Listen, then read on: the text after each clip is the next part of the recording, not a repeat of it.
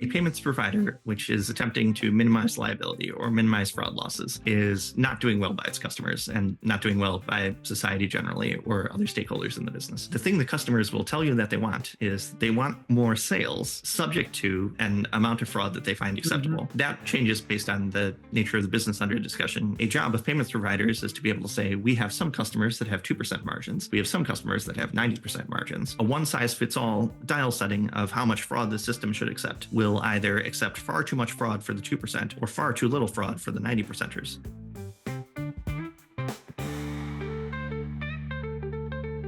The views expressed in this podcast are the speaker's own and are not the views of This Week in FinTech or any other person or entity. The content provided in this podcast is for informational purposes only and should not be construed as legal, business, tax, or investment advice or a recommendation, solicitation, endorsement, or offering by me or anyone else for the sale, subscription, or purchase of securities or for investment advisory services of any kind. Thanks everyone for joining. You are tuning in to This Week in FinTech's podcast, and I'm excited about my conversation with our guest this week. I'm going to be talking for the better part of an hour with Patrick McKenzie, who I assume many of you already know, both from his writing of Bits About Money, his tweeting under the handle Patio11, or his time at Stripe. But Patrick, thanks so much for joining.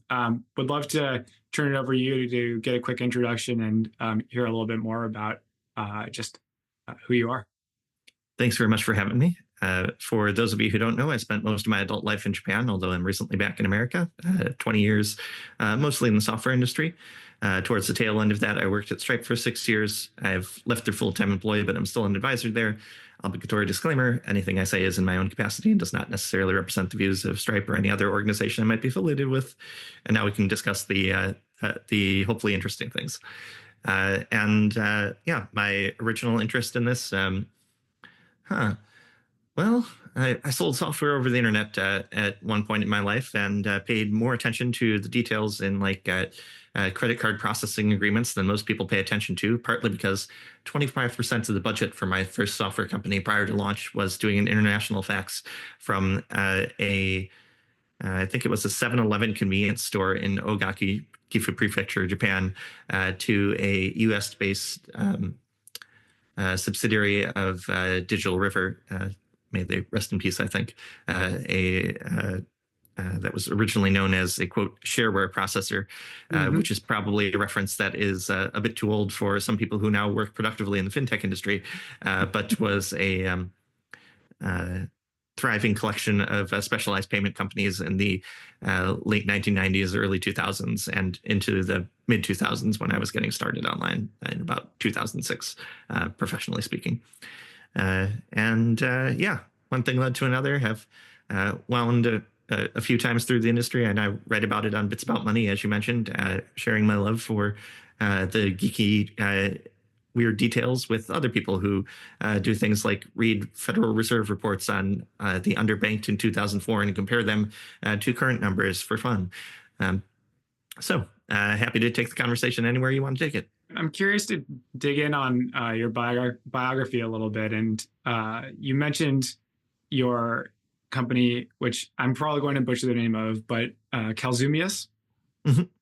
Yeah, so hard to find a good .com these days. I probably should have called it patio11.com back in the day, but I had this idea, well, you start a company and then you hire people, and then just having one person's name as the company is weird. So instead I'll do the obvious thing and name it after a burrito-loving dragon in a role-playing game that my friends and I played when we were in high school. And the name has stuck. Well, the name has stuck because I steadfastly refused to spend a week, updating all my hyperlinks to patio11.com. But it's an LLC. It runs the Bits About Money business and my other mini publishing empire adventures while I am on this sabbatical between doing quote unquote real work. Not quite sure what the next thing is. Might be starting a company, might be starting a fund. Who knows? Well, I appreciate the naming convention. As somebody who named their writing This Week in FinTech, I am in no position to judge anybody else on their branding perpetually. So from my understanding, you have built the software business for 6 years, and found that payments were a considerable problem to overcome in your efforts to sell software. And I'm curious whether that was actually what initially led you to Stripe back in 2016. Well, I ran software businesses for the better part of 10 years, I think, a couple of them. Payments were extremely rough back in 2006. They've gotten progressively less rough over time. I think one thing people underappreciate is that for people who have exactly my use case, where it is one company selling one product to one person at a time, payments feel like they're almost salved. You just, not to talk the book, but you just get a Stripe account and you're done. How hard could it possibly be? And people underappreciate that, given that one use case now looks like kind of solved now, how much empty space there still is in payments, how many transactions across borders are still extremely difficult, even for very sophisticated companies, how there are new business models like the sharing economy, like B2B SaaS platforms acting as sort of their own sort of like mini franchise systems, which is a topic we can delve into if you want to delve into. But these things have sort of, under the waterline of the complexity of the underlying business, this huge payment surface area that is radically underserved, continues to be underserved, even with a great deal of effort by smart people over the course of the last, we'll call it 15, 20 years to work on that problem. And then we can't simply solve the problems for business models that all the cool kids were using in 2016. We have to solve solve like underlying infrastructure problems for business models that haven't been invented yet, and like skate to where that puck is going. So wonderful, engaging industry, and a good time to be reading about it prior to the next wave of mind-boggling things we're going to ask payments to do. Like, as one of many examples, it is not the case that all payments in history have involved a human on both sides of the transaction. Humans have transacted with computers. Computers have transacted with computers in some limited circumstances, but intelligent machines transacting with other intelligent machines routinely is a thing that we will probably see in the economy over the course of the next 10 years at the outside. And we should probably start to buff up our technical, legal, and social substrates to deal with that, because that is coming. And that's the thing that like people who are well calibrated and confident in their abilities in the space are sure is coming. But we've learned anything over the course of the last 20 years, it's that there has to be something big that is 5 years out that maybe Gwern and nobody else currently sees is coming. He hasn't told me what it is yet. So as soon as someone figures that out, please let us know. Stuff needs to be built in time for it to arrive.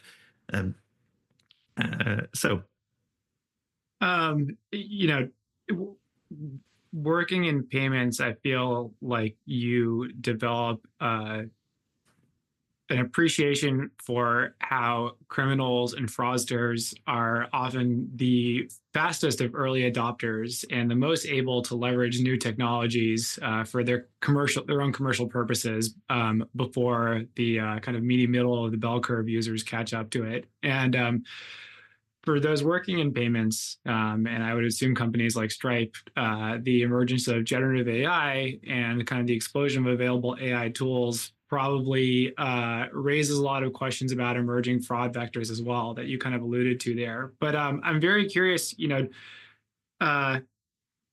kind of a broad assumption that we are moving rapidly towards a primarily agentic internet, where most interactions online, even outside of payments, will be non-human transactions.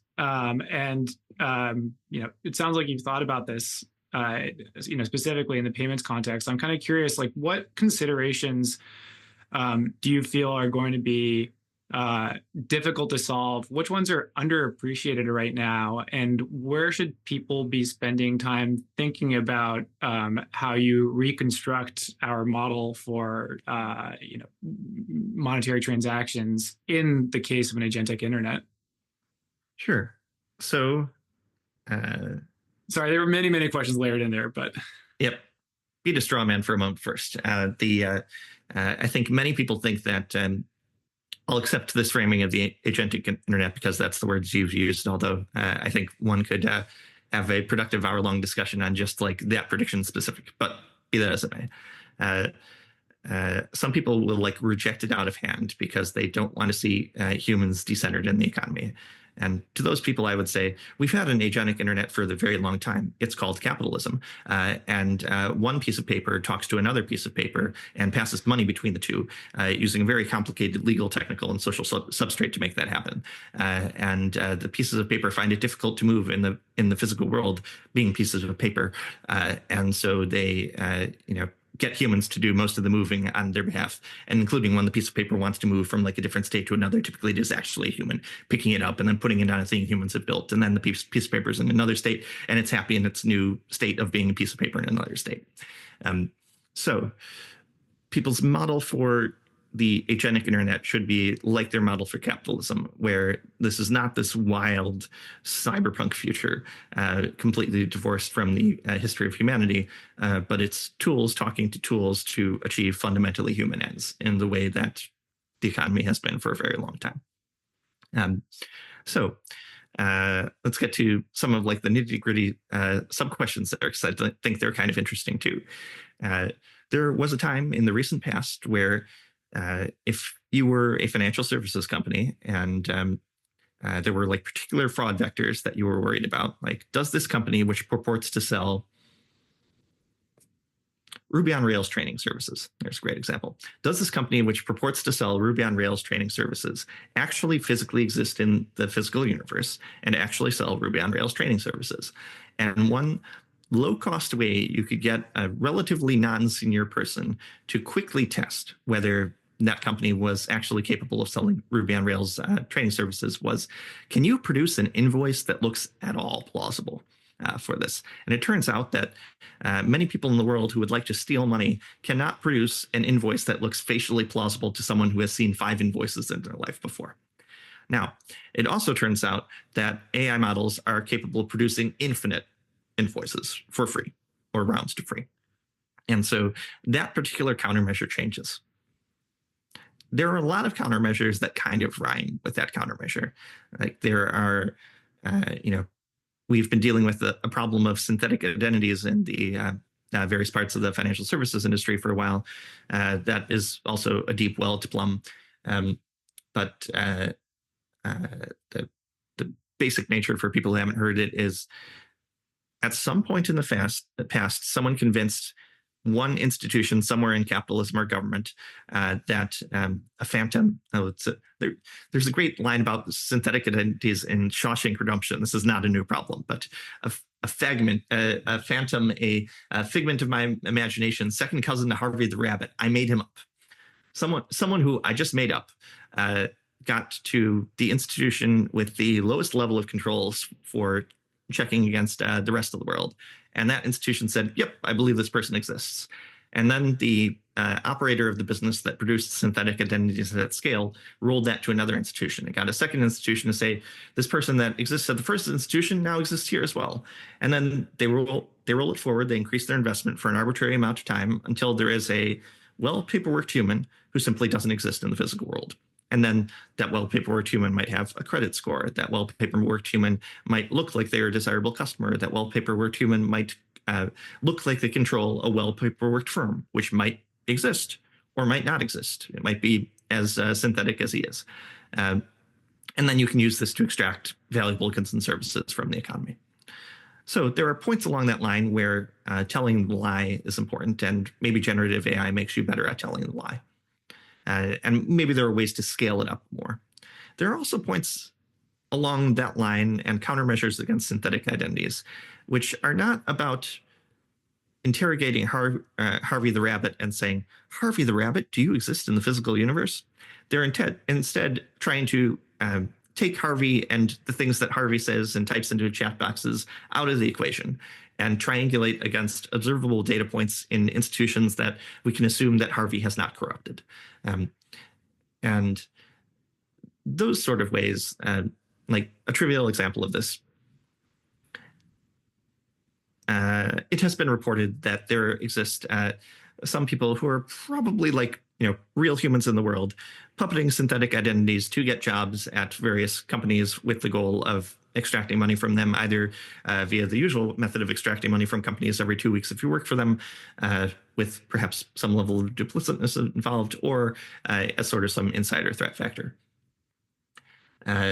So a thing you could imagine doing with regards to an engineer who shows up on your doorstep and says, "Yep, I'm a 28-year-old engineer. Here's my resume, et cetera, et cetera." Well, you could actually reference check them. That is probably a good thing to do. Companies should do it. But you could say, "Okay, granting that you are a 28-year-old engineer, can you show me your Amazon account?" Or is there some like blessed pathway to show that you have the Amazon account that certainly has like 15 years of history in it by now, right? Like, given that you are an engineer, and you can come up with reasons why maybe not exactly that control, but the intuition that if someone is actually a 28-year-old engineer, then they've been throwing off data into all sorts of systems for the last 28 years of their life, and if those systems don't have that data, then this person is not 28 years old; they are 60 days old.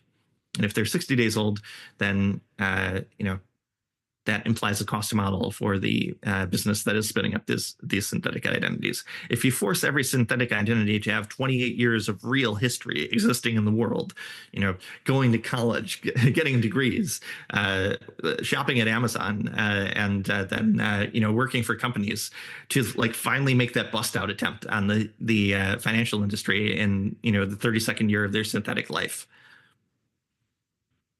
Is that identity even synthetic anymore? Like, is it sufficiently convincing simulacra of a human, not human in a lot of ways? It gets into sort of sci-fi territory. But long story short, the bad guys will adopt generative AI. They have already adopted generative AI that will inform the threat environment for very sophisticated actors like the financial services industry, which has its spectrum of sophistication with respect to the blue team. And it will unfortunately inform the threat environment for less sophisticated actors. I worry less about direct exploitation of people that have security teams, risk managers, and budgets for credit losses, and more about the threat environment for regular people in the economy who have resources that criminals would like to control, and who don't understand yet that a voice on the phone that sounds exactly like their father or exactly like their daughter might not be their father or their daughter. That is a more socially concerning thing to me than the concern of the financial industry being exploited directly. And then what do we do about that? Well, partly we do the usual things. When one of the great trades that the payment industry architected vis-a-vis the society was we will produce this valuable product, which a lot of companies will use to sell more goods and services to you. We will charge them a percentage of the total value of goods and services sold. And in part, in return for this, we will create a alternative dispute resolution system to internalize the risk of fraud from broader society into actors who have decided that they want to take the benefits of having faster, cheaper, better payments available. That like they are getting the benefit of increased ability to sell their goods and services into the world. We ask them as a reciprocal cost that they bear some fraud losses, and the payments industry will help to allocate, adjudicate, et cetera, these losses while keeping them to places that society can countenance. And so as society wrangles with the wild things that are going to come down the pipe in the next 10 years, one of those things is plausibly like, okay, there are new risks. Someone needs to bear these risks. Plausibly, that should be the people who benefit the most from the new opportunities that are sprung up. What combination of systems, of regulations, of laws, et cetera, helps to allocate these risks to someone who society can choose in the ordinary course of society is choosing things like this person is the appropriate person in society to bear this risk. You had written previously, speaking of fraud specifically in payment systems, the optimal amount of fraud or the socially optimal amount of fraud in a system is non-zero. And that stands out to me here, because similarly, what is a synthetic identity and what is not a synthetic identity is not necessarily a binary, but you kind of have a spectrum of the realness of an individual identity. Right. And you'll have a spectrum of the amount of interrogation that you're willing to do of someone, the costs associated with that interrogation, the cost associated with the user of that interrogation. I'm an immigrant. A nation has put me through a very exacting process before to determine that I'm exactly the person that I say that I am. And if I was put through that exacting process every time I attempted to buy ice cream, I would consume far less ice cream and be far less happy about life.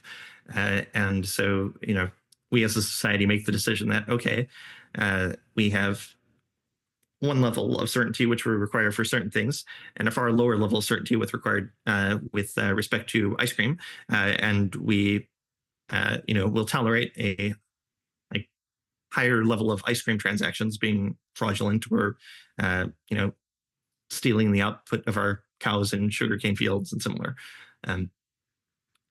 But there are it's margins and trade-offs all the way down. Yes, definitely. And I mean, maybe this is a little bit of maybe this is cynical, maybe this is not a cynical perspective, but at the end of the day, the payments provider's role, or maybe their concern is primarily minimization of liability, and not so much concern with, absolute a priori truth, but mostly just with continue to minimize their own liability and facilitate their customers' transactions to the extent that their customers are happy with them. Can I slightly push back against that? A payments provider, which is attempting to minimize liability or minimize fraud losses, is not doing well by its customers and not doing well by society generally or other stakeholders in the business. The thing that customers will tell you that they want is they want more sales, subject to an amount of fraud that they find acceptable. That changes based on the nature of the business under discussion. Like margins create margins. If you are selling a digital good, like say video game credits that have 100% less cost of payment processing, margins associated with them, which is video game geeks will say that isn't exactly true, but it rounds to true. 90+% margins versus like 2% margins. You can tolerate much more fraud when you have 90% margins. And so a job of payments providers is to be able to say, we have some customers that have 2% margins. We have some customers that have 90% margins. A one-size-fits-all dial setting of how much fraud the system should accept will either accept far too much fraud for the 2% or far too little fraud for the 90%ers. So we need to be cognizant that these businesses are in very different positions with regards to each other. The other thing I would say is that you mentioned liability minimization. So even if the rate of fraud is declining over time, the gross amount of economic activity should be increasing over time, hopefully by a lot. And so there are futures in which there is vastly more fraud in the world. And in those futures, would you say like the financial system has failed, the payment system has failed? I would say that if the system is operating in an orderly fashion, if we look at the ex post results of it and say, okay, these losses are allocated in the way that everybody signed up for and in a way that society can countenance, then we're happy. If the losses are being allocated willy-nilly, if I use the cliched example, which is derived from real people that I've talked to and helped over the years, Miss Mildred in Kansas, a retired teacher. This is a sketch of a character, but I've helped a few retired teachers in Kansas over the years. So if we as the people who have the greatest amount of control about how financial technology rails work, successfully minimize any risk to our firms by allocating it to Miss Mildred, we've done something that is enormously unjust, evil, and stupid. It's unjust and evil for the obvious reasons.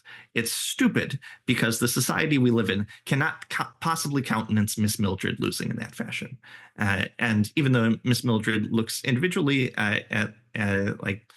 she has some disadvantages in life, Miss Mildred is like a proud member of the class of teachers. They have a union. The union has great political voice.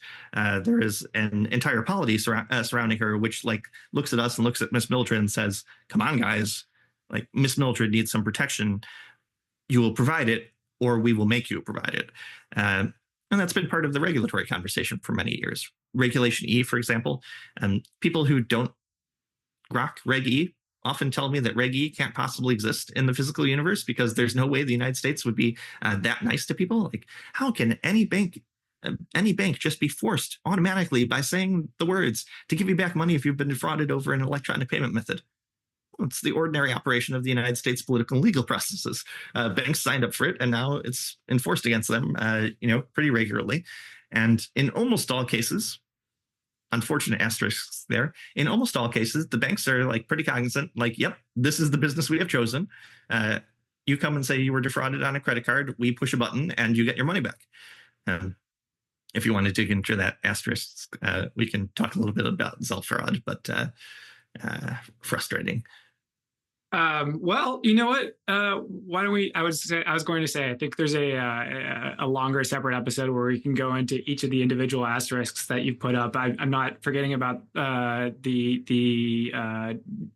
maybe pushback against the characterization that we are moving into an agentic internet, or that this is fundamentally different from what we've had before. But this actually is, I think, a very timely asterisk to dive into if you'd be interested. We're having this conversation in March 2025. The CFPB just dismissed the case that they had brought against a host of the largest banks in the U.S.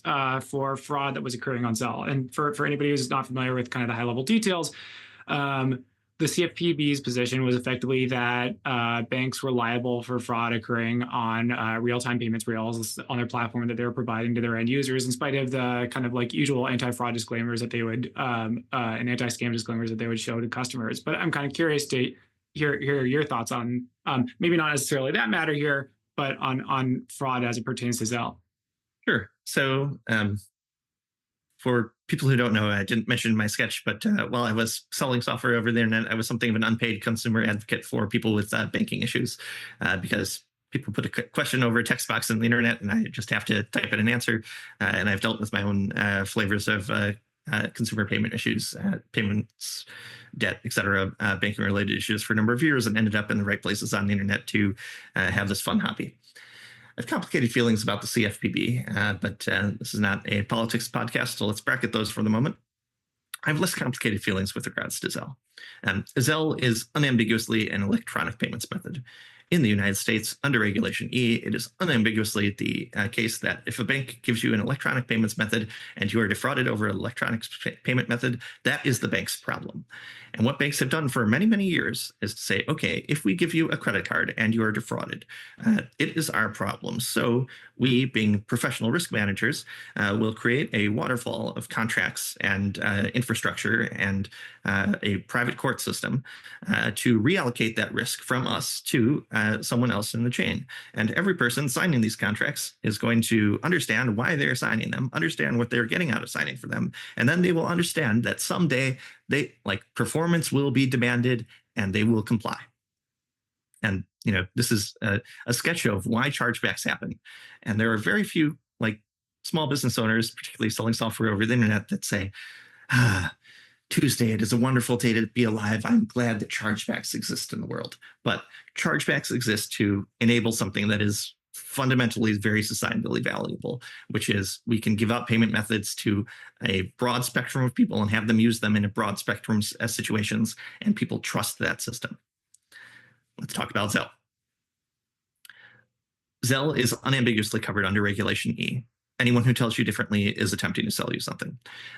The banks have made a cynical calculation over a variety of years that have tried to bifurcate the exact patterns that people get into with Zelle scams and say, okay, for certain of these patterns, we aren't even going to try here. We understand that the law is the law, the regulation is the regulation. We do bear liability for certain of these patterns. For other of these patterns here, though, problem exists between keyboard and chair. That's a skill issue, bro. It's your problem. I don't think that is a principled decision. I also don't think it is a legal decision. It does not match with the standard practice that we applied to credit, debit, et cetera, all the other electronic payment methods that we made for decades. The reason it doesn't match is because Zelle was fundamentally a blocking play. Banks earn no margin on it. It was just to prevent desirable customers from fleeing to the Venmos and the Cash Apps and the et cetera of the world.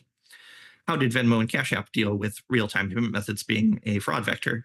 They dealt with it by their shareholders performing the sacred duty of equity and taking it on the chin until they figured out the fraud problem. And the banks were like, but that would require us losing money. We don't want to lose money. So we're going to have this cynical and unjust perspective of what our obligations are under Reg E with respect to Zelle, with respect to particular fraud vectors under Zelle. And some regulators should have taken them to task on that much earlier than it took. The CFPB took the largest banks in the nation to task on it. Again, not a politics podcast. I've described banks as doing things that are cynical and unjust.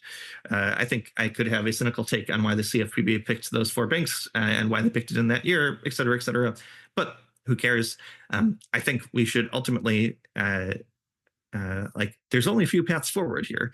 Either we get better about minimizing the amount of fraud, or we come up with an allocation that society feels is just.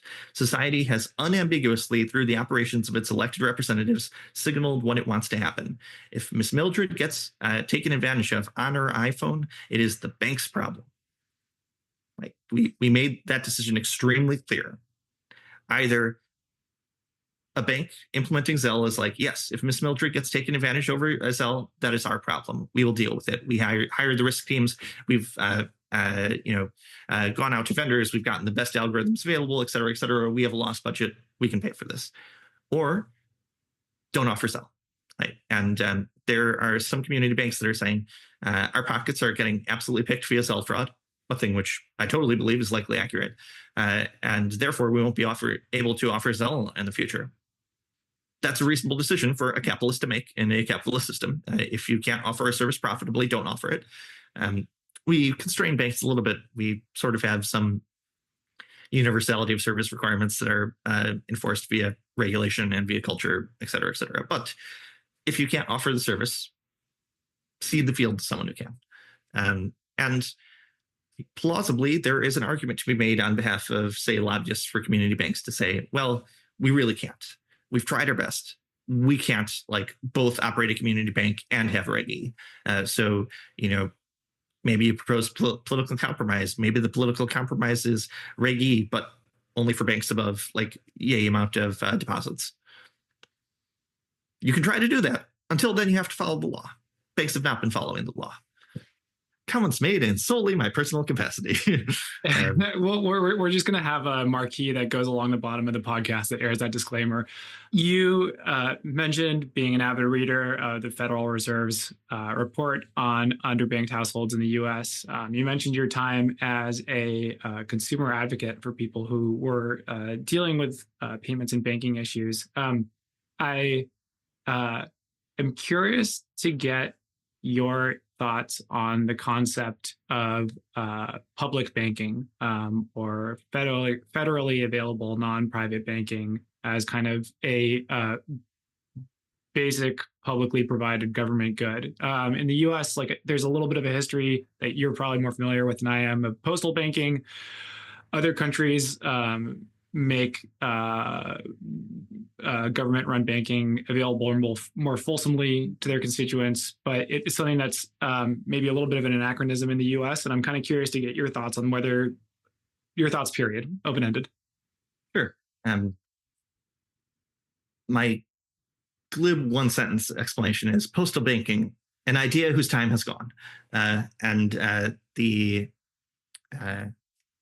totally understand that banking is societal infrastructure, that infrastructure both gets better with respect to how many people that you can get attached to it. And also there are some societal concerns for the same reason we think it is important as a nation to ensure that everyone can receive a piece of mail.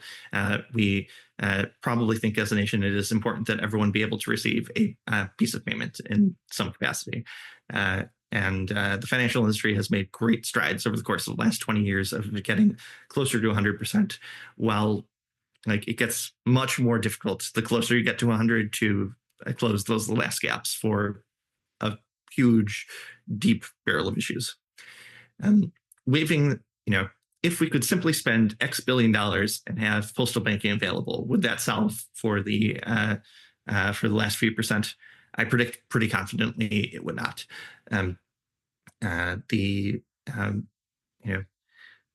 basic consumer payments account that people have wanted to have for a very long time is available on very many phones. There are a variety of different providers you can get it from: Cash App, Venmo, et cetera, et cetera. It presents as free to the user. There are asterisks there, but the promises that they make on the landing page they will mostly keep, and didn't require billions or tens of billions of dollars of federal funds, didn't require any contentious political debates, didn't require upsetting the apple cart via the community banking lobby, et cetera, et cetera. It just exists as a fact in the world. If ask a 14-year-old, how do you do money? And they have an answer now. Well, okay. Now we have to the extent we are concerned about the access issue, we have to be concerned about people whose problems are fundamentally much more severe than a 14-year-old, picked at random. And some of those problems are within our locus of control if one is making this decision at a societal level. There are some people who do not have access to banking or banking adjacent services because of, for example, inability to get through KYC screens because they have difficulty getting IDs associated with them. It's okay. There are a number of levers you can pull there. You can make it easier for people to get IDs. You could relax KYC restrictions in some circumstances. You could tell banks, okay, we've given you these KYC restrictions. We still want you to have them, but we would like you to write into your rule book that you have some de minimis threshold, yada, yada, yada. If we decide this is a problem that we want to fix, let's fix it. But there's something of a long-standing issue in policy land where people say, well, X is a problem. Y is activity that has some connection to the problem, therefore Y, where it seems quite obvious to me that postal banking would fail to compete against the other services in the United States, get very few users, and be an inefficient way to close the remaining gap in access issues.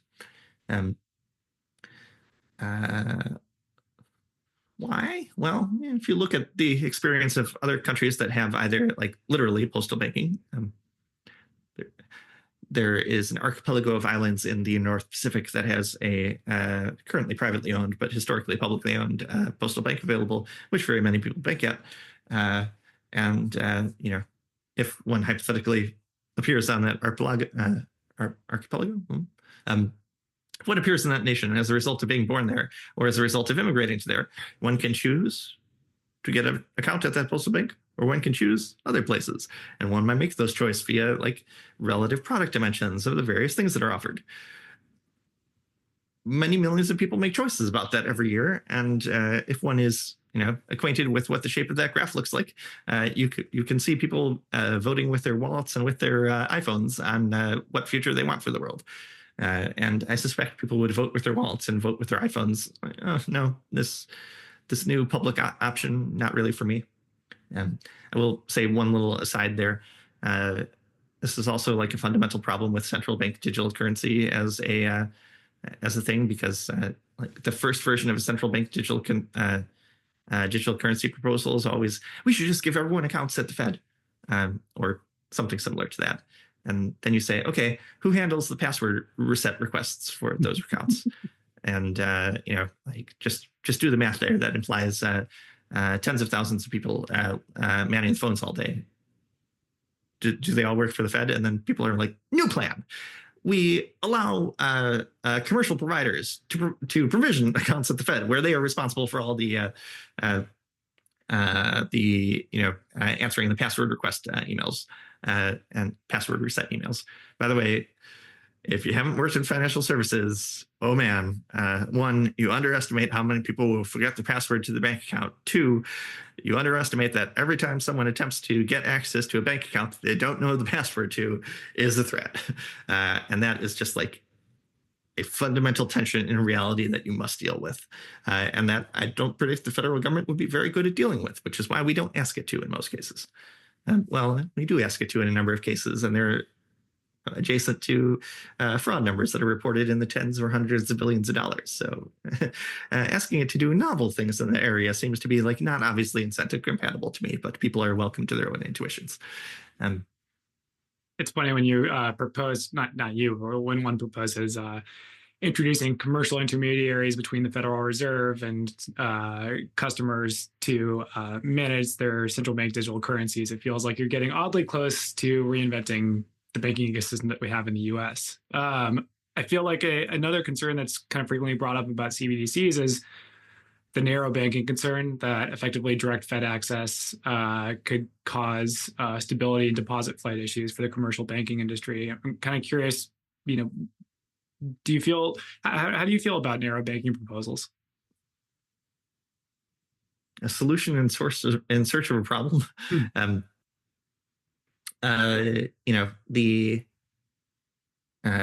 I've heard kind of the academic responses with respect to, narrow banking could theoretically cause people to believe that other banks are greatly unstable and therefore destabilize them via some cascading pathway.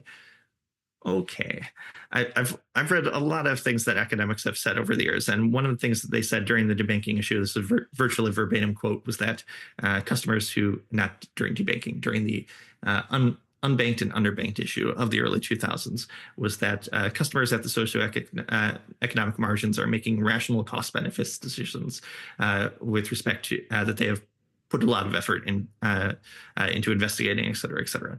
Like, okay, so that's a model of the world, but that model does not actually describe these individuals that well. And as industry got better about actually, talking to these individuals and asking them, well, what would it take to sell you financial services, and then delivering those financial services, we got a better calibration with respect to where reality was versus the academic toy model of reality. Academic toy model of reality for narrow banks, they make the system more stable. That model is a toy. If you're a large real estate firm in Chicago and you think, oh man, I wake up every morning wondering whether Chase has disappeared overnight, you've got very interesting preferences. Like there is almost certainly any other issue you could be thinking about in your real estate firm that is more productive to think of than that one. Given that that is true, given that we think that most people who run real estate firms in Chicago are like probably pretty competent at running real estate firms in Chicago relative to like the typical level of competence in the economy, we would assume that like, okay, just plopping a narrow bank down in the middle of the city will not cause everybody to immediately say like, oh, Chase with like the 100-year-old brand and the wonderful mobile app and the lady at the corner branch that I really like. Nah, I don't need any of that. I want the new thing. This is magical thinking. And conversely, like to the extent that we regulators have refused to approve licenses, I do not feel very, very strongly with respect to that. I think that if you gave them a license, they would be, outcompeted by capitalism in a couple of years. But given that I have a pretty strong belief on that, don't feel like, if we have some toy model of regulators as having like a limited number of new things they can do this year, don't want to blow one of the new things on like an experiment, which will probably fail. And if it succeeds, like what even is the case for a narrow bank succeeding? We have a new small to mid-sized bank, which has fractionally less risk than other small to mid-sized banks. Like, congratulations, but that isn't the thing that I most care about changing in the world between now and 2030. Not in the top 1,000 things, and so why spend effort working on it? A related question on banking stability. There's another writer on fintech and financial services, Alex Johnson, who I was arguing against recently. And he changed my mind, but I'm kind of curious to get your thoughts. We were talking about the appropriate level of FDIC insurance on deposits, and he is in favor of unlimited FDIC deposit insurance. I felt like that created a moral hazard, but he did change my mind. That it was coming up because about this time 2 years ago, as almost anyone listening to this podcast will know, there were a few high-profile bank failures, and for 48 excruciating hours for venture capitalists, it looks like their assets were at risk.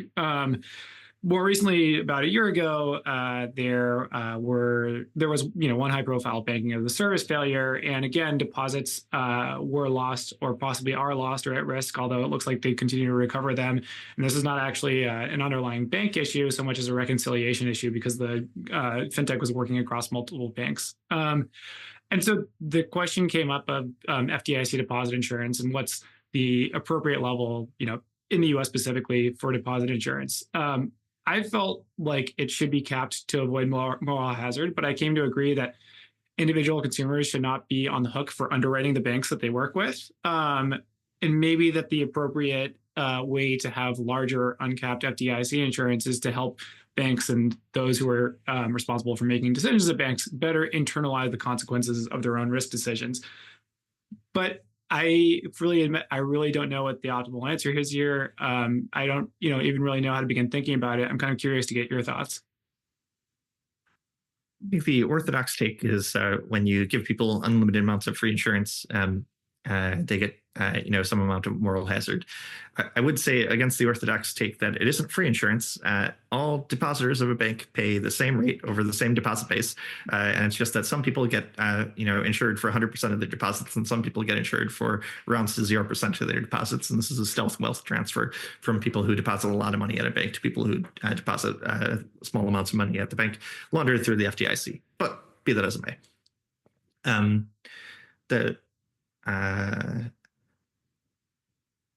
I think one really important lesson from 2023 with failures, which is both a thing that was definitely a piece of strategic advocacy, but was also true, was the Rippling letter, where Rippling, for those of you who don't know, is a software as a service / fintech company that runs a payroll business. Rippling said in a passionate letter to the FDIC, please take action so that all the paychecks, which we have cut on Friday, arrive on Monday. And that's like a real concern. I think FDIC insurance broadly, like this regime, contemplates a world in which there are, easy to describe one-to-one relationships between what we think of customers and what we think of bank accounts. And we've increasingly built past that world without rationalizing the FDIC regime against it.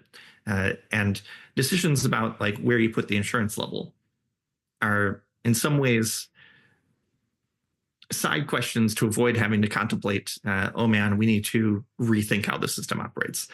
And plausibly, while we're in non-crisis mode now, we should be rethinking about like how it operates and about some very fundamental questions like, to provide FDIC insurance, like fundamentally, in the event of a bank failure, the bank needs to be able to come up with a list of all its customers and how much money they owe them. And people think, that should be really easy. And it turns out that that is, one, not very easy, even in the typical case. And two, it has been getting progressively more difficult over years as there are people who have sort of real, like under the law, these folks are insured. They own assets that were at the bank. However, the number of computer systems you have to pass through to find the path between the bank and them is sufficient such that the bank cannot deliver to the FDIC on Monday a CSV file which says Miss Millie needs to get $500. She wants to eat this week and she's counting on that $500. Please make her whole. And so what do we do here? Either we craft up a risk transfer, or we, we do have drills where we simulate, taking over a bank and seeing what breaks. Put in the rule book. Okay, what kind of fintechs break typically during this case? All right, now put in the examiner's rule book. Every quarter, tell us what you're doing, such that in the event of an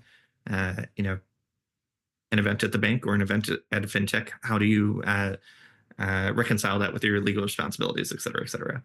And there's probably going to be a little bit of phishing in some parts of the fintech sphere, because this does make it a little bit more difficult for us. It'll make some banks at the margin a little less willing to have fintech practices, which is okay. We get a decision at a societal level about, like, there are some invariants we demand of the banking system. One of them is that for quote unquote the typical depositor must be made whole regardless of the health of the bank.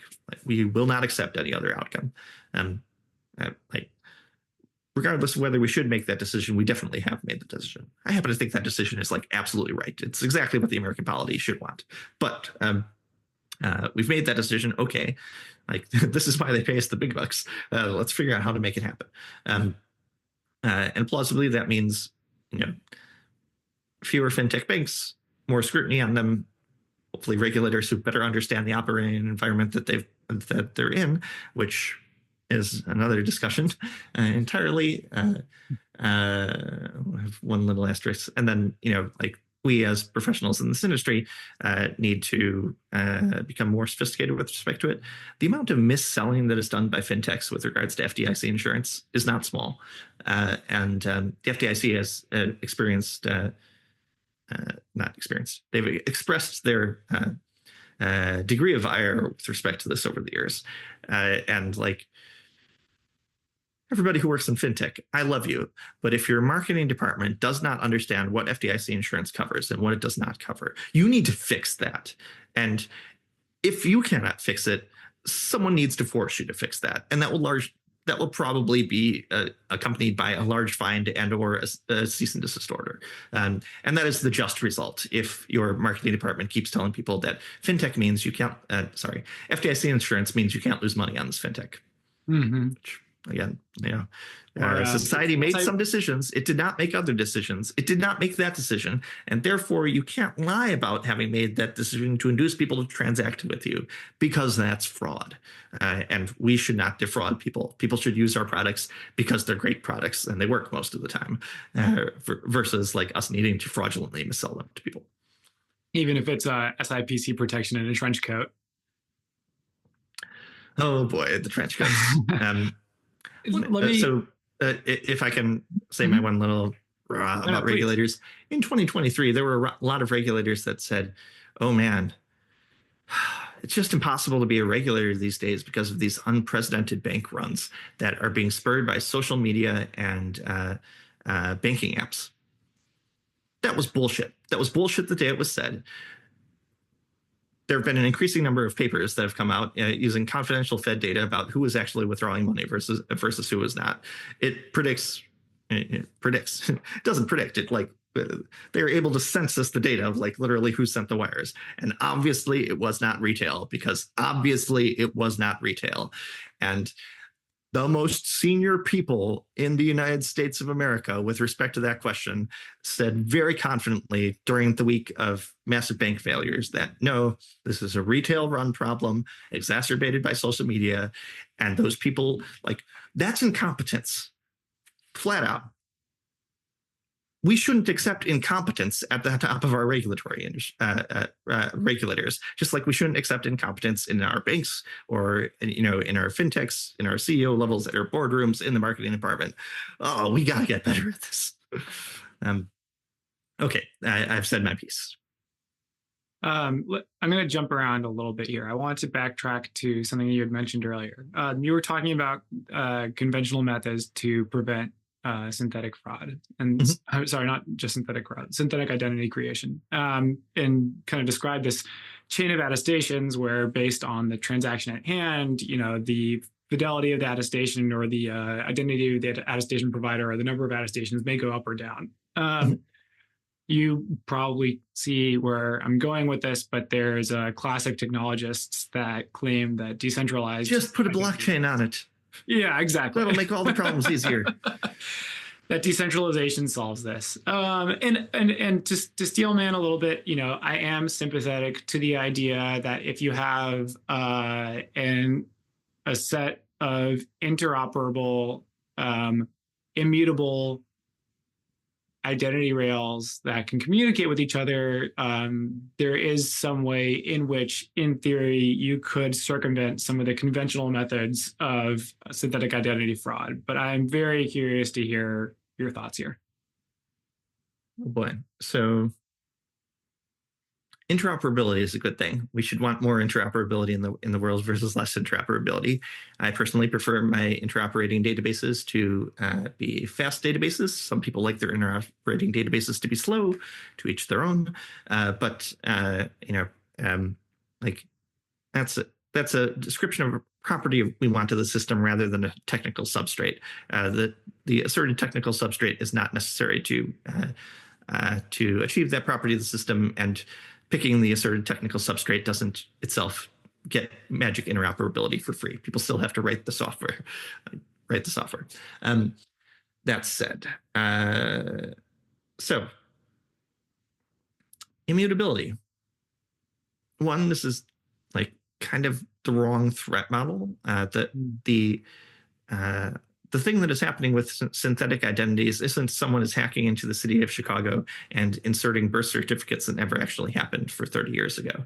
You can create a synthetic identity using, if we use an event stream, another immutable data source. If all we had was an event stream in the world, we disallowed any update SQL queries to be run ever again. It's like insert, ride or die.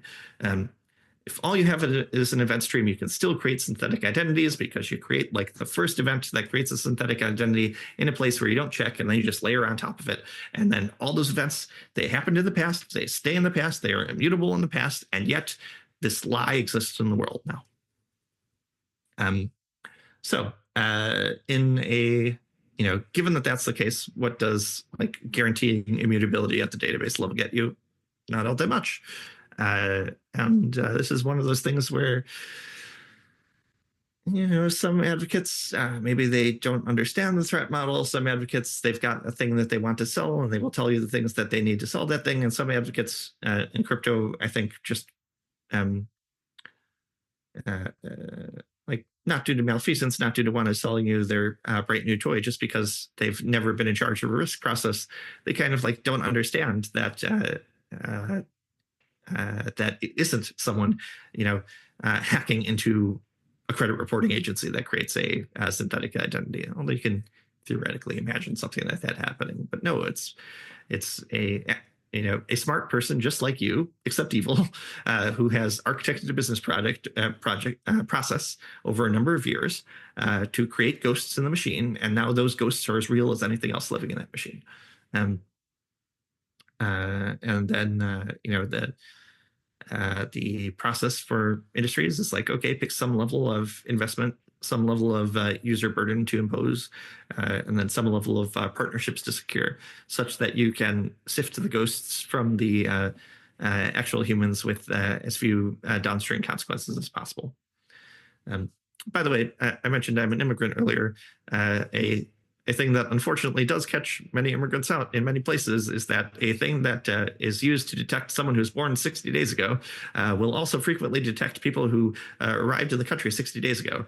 And I have a distinct memory of having arrived in Japan once at 30 days later and being unable to buy dolls on credit, despite that being a thing that I very much wanted to do.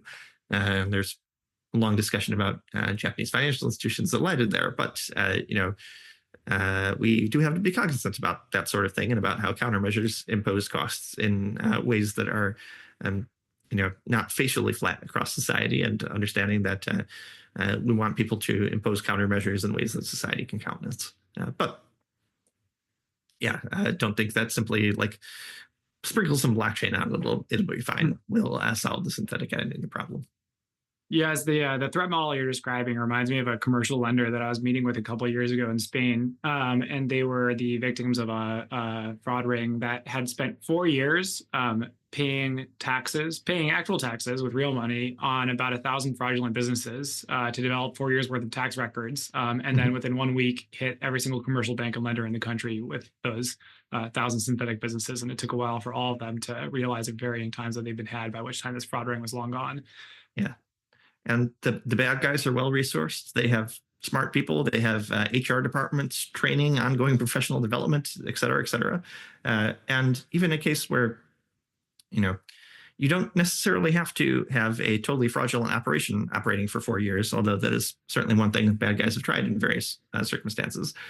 You can go to a totally legitimate company and just wear it like a skin suit and it will look to a lot of methods like, this looks like a real florist that has been selling flowers to real people for the last 10 years because it was every day until today a real florist selling flowers to people, real people for 10 years. And today it is still selling flowers to real people, but also it's puppeted by evil masterminds. Part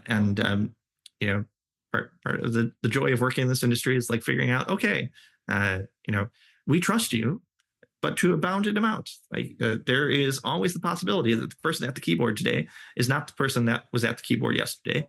There's a possibility that the person is the same person as they were yesterday, but flipped on the evil mastermind switch overnight. There's possibility that there is someone whispering dark secrets into their phone to them and asking them to do things.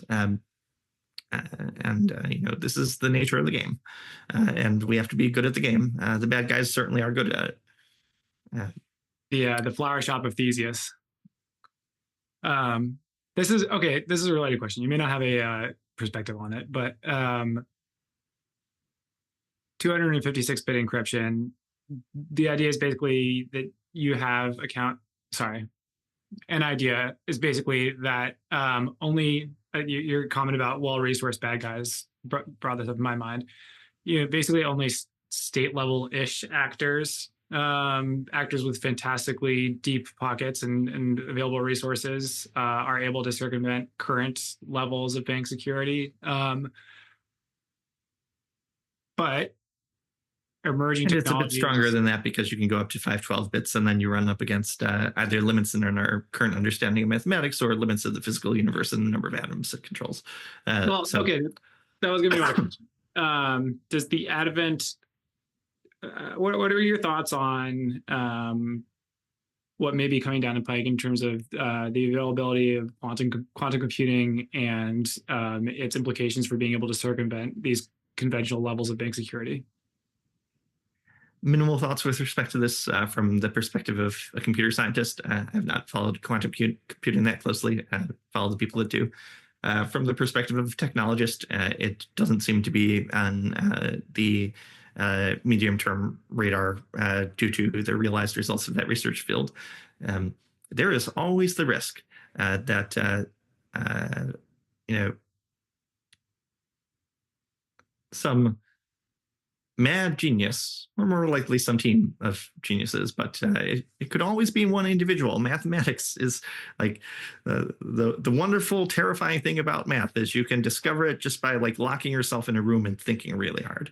There's the possibility that someone locks themselves in a room, thinks really hard. P equals NP, guys. All the problems that we thought are hard are actually like very tractable. I have a constructive proof of it right here. And the research community and the technologists that depend on them all think that seems exceedingly unlikely to happen tomorrow. But it is always possible until we get a constructive proof that P really does not equal NP. That someone could wake up tomorrow and say, I don't just have like a fast solution for factoring. I've got a fast solution for so many things. And it runs on an iPhone right here. Like, here's the NSA's encryption keys for you, like factored, boom, done. I'll sign a message at the NSA, sign a message as Google, et cetera, et cetera. And the thing that you hope will happen is that if this brilliant discovery that happens in a room happens in one of the places you expect it to at a university, that someone will sign a couple of messages with keys and say, there will be a lecture delivered in 5 years in the largest stadium available to Harvard on this topic. You've got 5 years, go. And then the rest of us do a crash course on, oh shoot, we have to adapt to this these new revolutionary mathematics that will get dropped in our head in an upper bound of 5 years and could potentially again be tomorrow. Your expectation that they get developed tomorrow goes way up if someone can sign encryption keys or rather sign messages as the NSA and Google that will.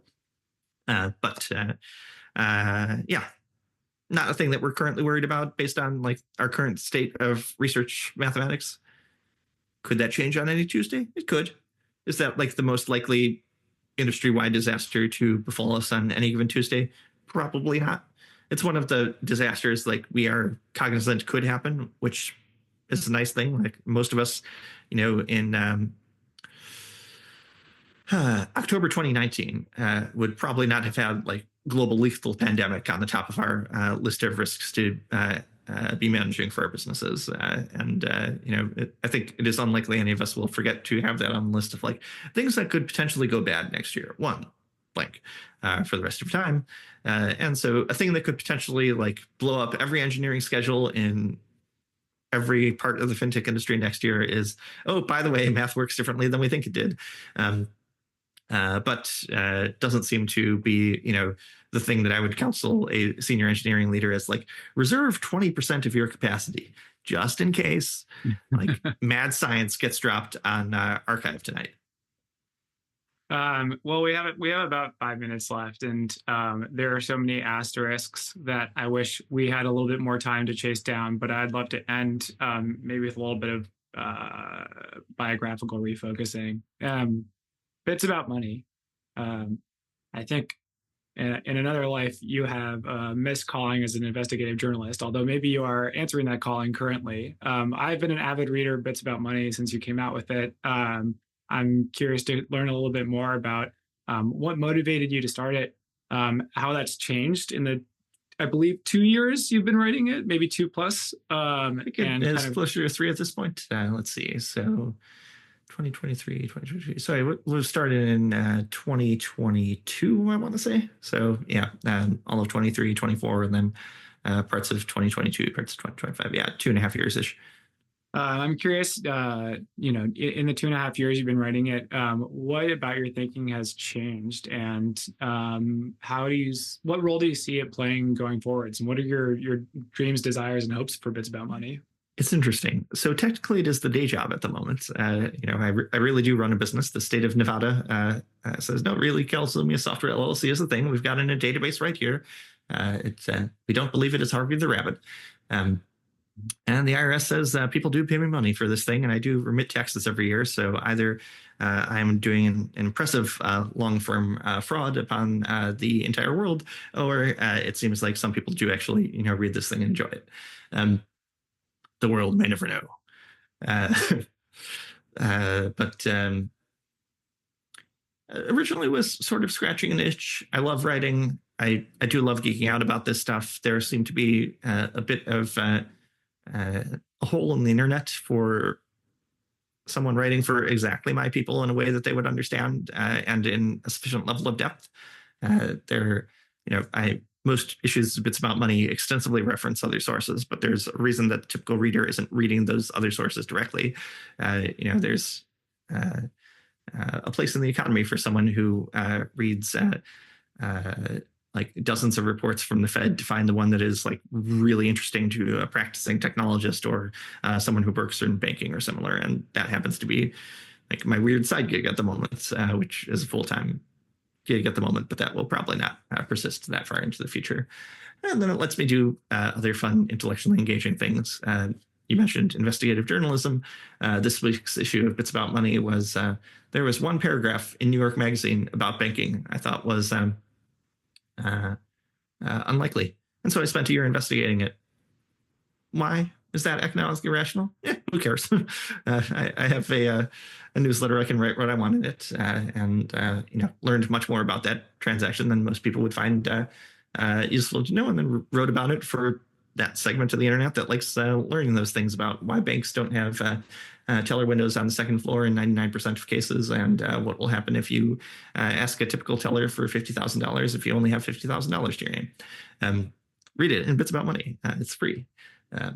Bits About Money is reader supported, which is asterisk from free. I don't have a paywall. I'm extremely deliberate about that choice. That choice does cost me money, but in part, this is a thing that I do for the internet, and I think the internet is better if it has that available. An audience I did not expect I was writing for in 2022 was, for example, like future regulators or future, staff in the Senate that were debating issues germane to Bits About Money, partly because like there's not obvious to me as a technologist in the intersection of finance and technology, and a huge amount of regulatory scope there. And I didn't think in 2022, it will be like a, headline-making political issue in the United States, like, risk and compliance-based decisions with regards to bank accounts and payment processing. And whoa, the last couple of years have been kind of wild. And whoa, there are, Senate hearings about the debanking issue in the last couple of months. And it turns out that, like, clearly everyone who shows up to a Senate hearing could afford to buy professional journals, but for a variety of institutional reasons, they mostly don't organize themselves to do that. And if you have like a well-written explainer for a generalist about what the debanking issue is, the parts that advocates say about it that make sense, cohere with reality, where they have a point, and the parts where they have something to sell you and they're trying to sell it aggressively, but where the sales is based in part on lies, like that happens to get read by a lot of people who like show up to the hearings on those kind of things and maybe vote in those hearings. I don't know. I only see some email addresses and not others. But it rattles around the corridors of power. That's weird. Is that going to be something to make the main focus of the rest of my life? Probably not. Will I keep writing on the internet for forever? As long as I still have fingers to type, and then for as long as assistive technology after that allows me to continue doing it. This is something I enjoy a lot. Well, thank you for taking some time out of the depth of content that you put out and writing for the internet to sit down and talk with me, and by virtue of that, talk with our readers. This has been a really fun conversation. I appreciate it. Thanks very much for having me. And for the rest of you folks, I also have a podcast, Complex Systems, which is, let's say, 40% on like fintechy sort of topics and 60% other interesting infrastructural systems. We've done a lot on power economics recently. And of course, bitsaboutmoney.com for all of your fun explorations of fintech needs. Oh, and sorry, what's the URL for the podcast? Complex Systems Podcast, or go into your podcast client of choice and search for Complex Systems, Patio 11, etc. You'll find it pretty quickly. Sounds good. Thanks again. Thanks very much.